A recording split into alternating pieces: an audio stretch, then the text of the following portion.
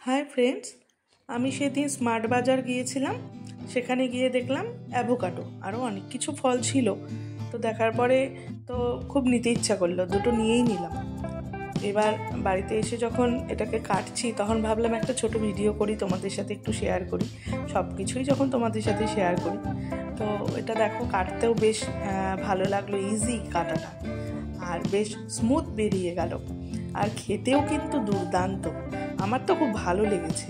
বেশ একটা creamy creamy ভাব ছিল, আর মিষ্টি বা এরকম কিছু নেই। মানে তোমরা না খেলে না আমি ঠিক বোঝাতে পারবো না।